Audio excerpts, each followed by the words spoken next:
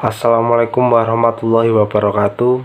Perkenalkan, kami dari kelompok 4 akan mempresentasikan hasil diskusi kami tentang materi landasan prinsip pembelajaran tematik yang beranggotakan saya Muhammad Faiz Ramadan, NPM 18144600198.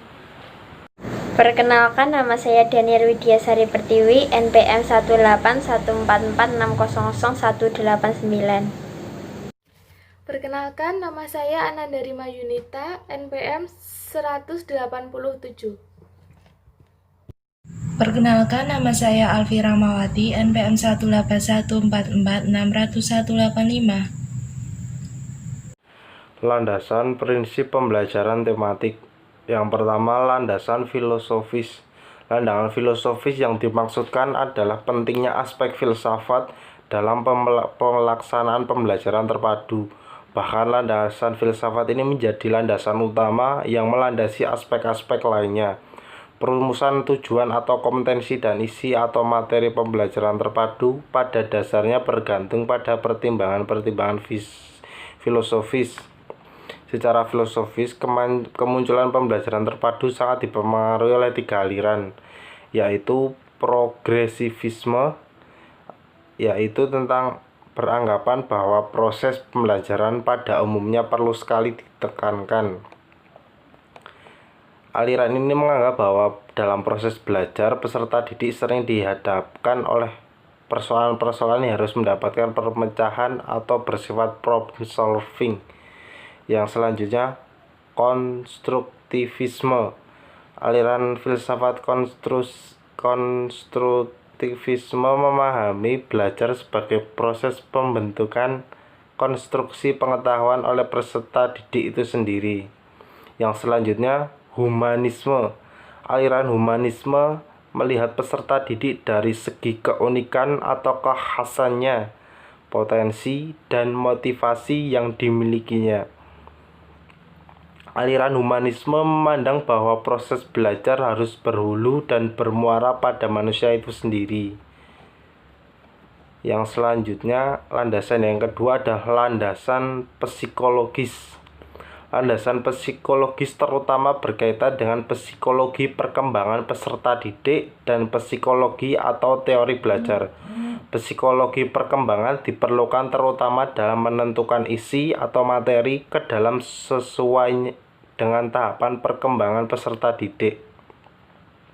Psikologi belajar memberikan kontribusi dalam hal bagaimana isi atau materi pembelajaran terpadu tersebut. Dalam proses pembelajaran, terjadi interaksi antara peserta didik dengan lingkungan belajarnya, baik lingkungan bersifat fisik maupun lingkungan bersifat sosial.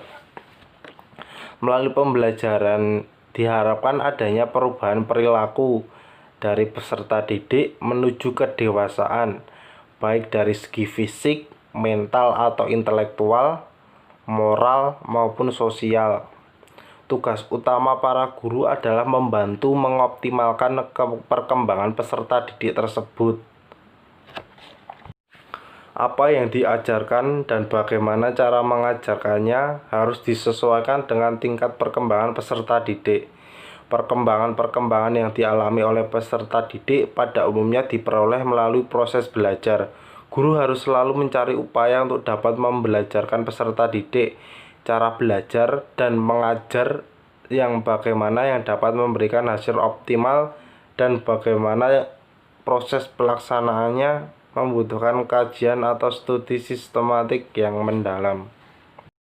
Di sini saya akan menjelaskan materi tentang landasan yuridis dalam pembelajaran tematik dan prinsip-prinsip pembelajaran tematik. Yang pertama yaitu landasan yuridis dalam pembelajaran tematik termuat dalam Undang-Undang Nomor 23 Tahun 2002, pendidikan dan pengajaran dalam rangka pengembangan pribadinya dan tingkat kecerdasannya sesuai dengan minat dan bakatnya.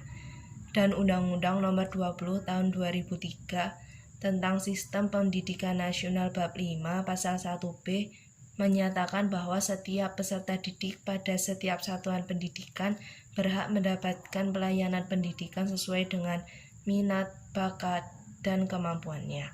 Pendidikan tematik haruslah menekankan pada penerapan pembelajaran bermakna dan berorientasi pada kebutuhan dan perkembangan siswa. Yang kedua, ada 5 prinsip pembelajaran tematik.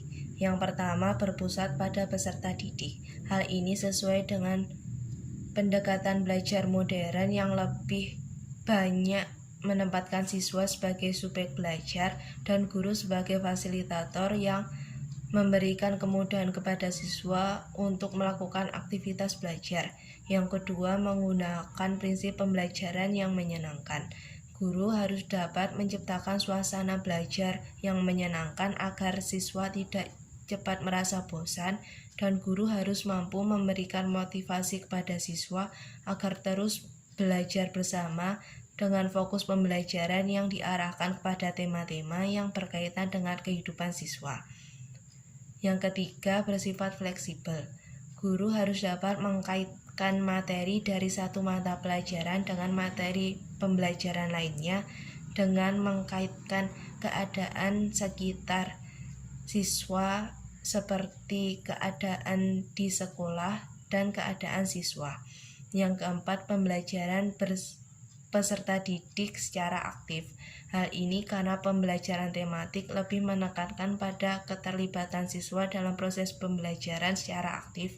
Dalam pembelajaran inilah siswa dapat memperoleh pengalaman baru dan terlatih untuk dapat menemukan sendiri potensi yang dipahaminya. Yang kelima, pembelajaran sesuai dengan minat dan kebutuhan peserta didik.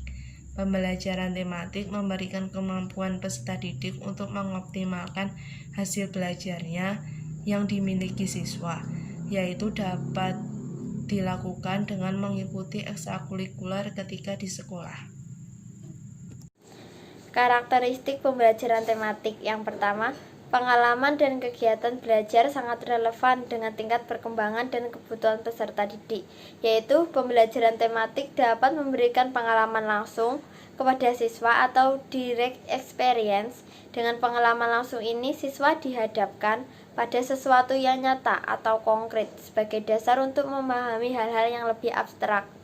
Yang kedua, kegiatan-kegiatan yang dipilih dalam pelaksanaan pembelajaran tematik bertolak dari minat dan kebutuhan peserta didik, yaitu dalam pembelajaran tematik, pemisahan antara mata pelajaran menjadi tidak begitu jelas. Fokus pembelajaran diarahkan kepada pembahasan tema-tema yang paling dekat berkaitan dengan kehidupan siswa.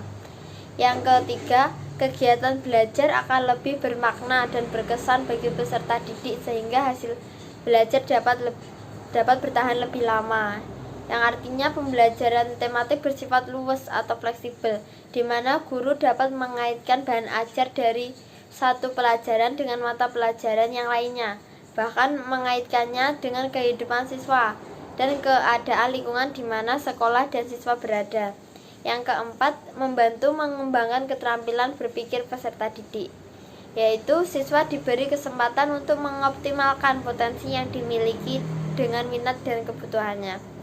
Yang kelima, menyajikan kegiatan belajar yang bersifat pragmatis sesuai dengan permasalahan yang sering ditemui peserta didik dalam lingkungannya.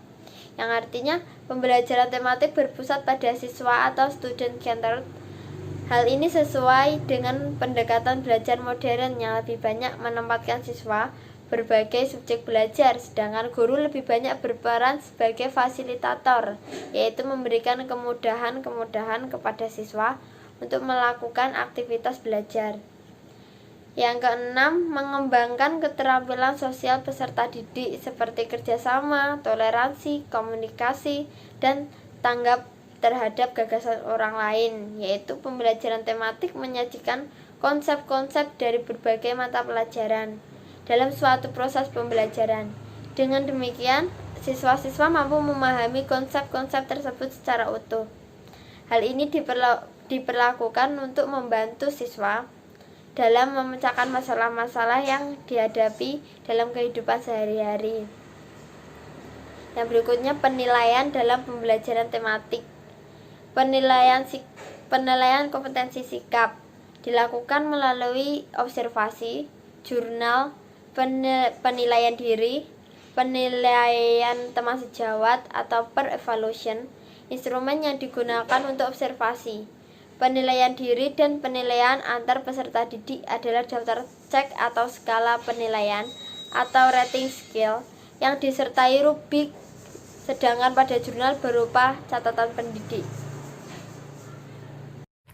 Penilaian dalam pembelajaran tematik. Yang kedua adalah penilaian kompetensi pengetahuan.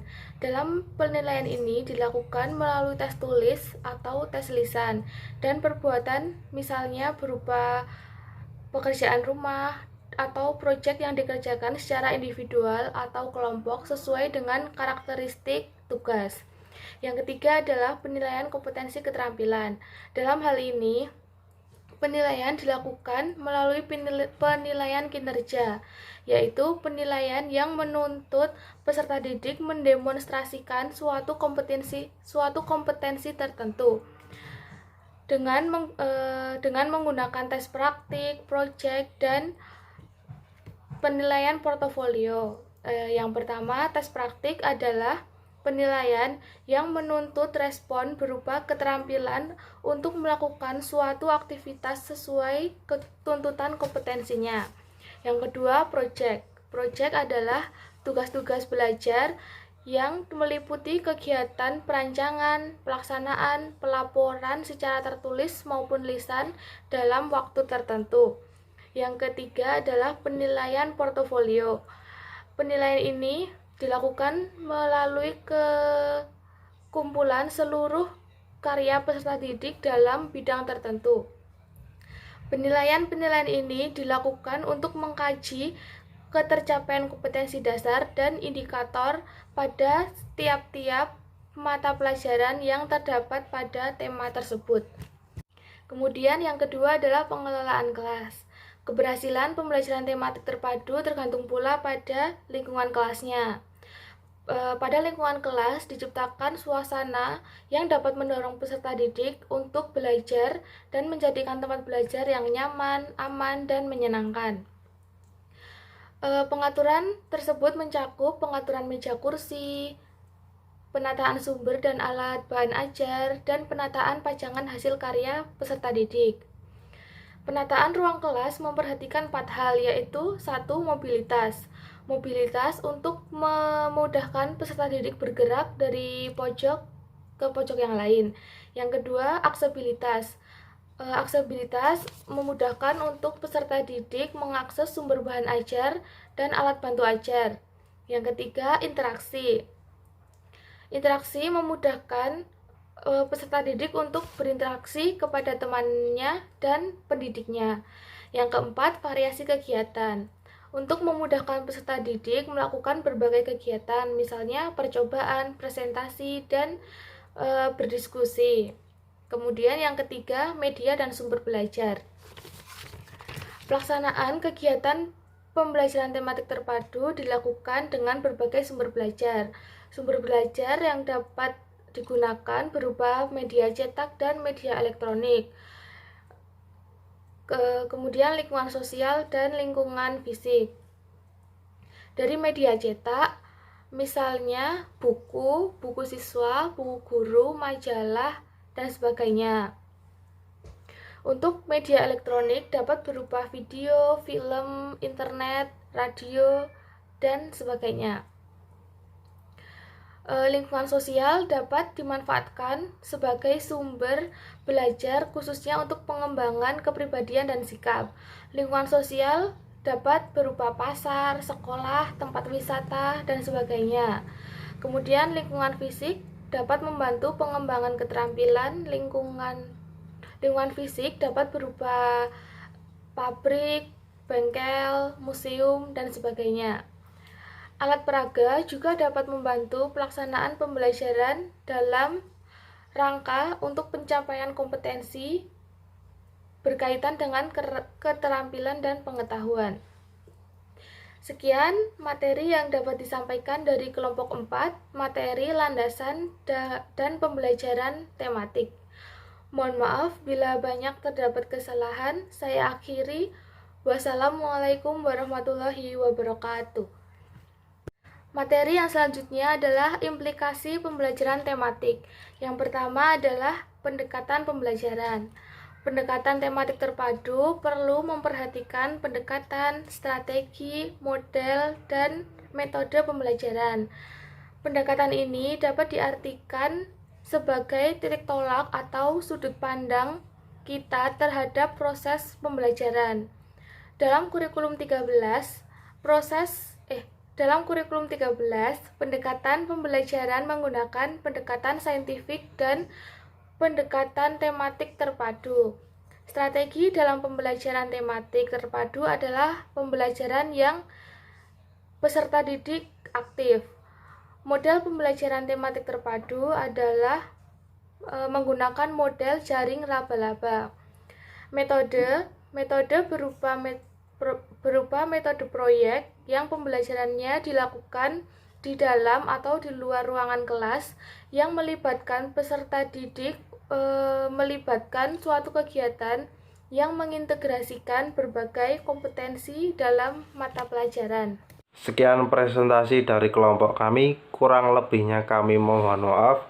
Wabillahi taufiq wal hidayah. Wassalamualaikum warahmatullahi wabarakatuh.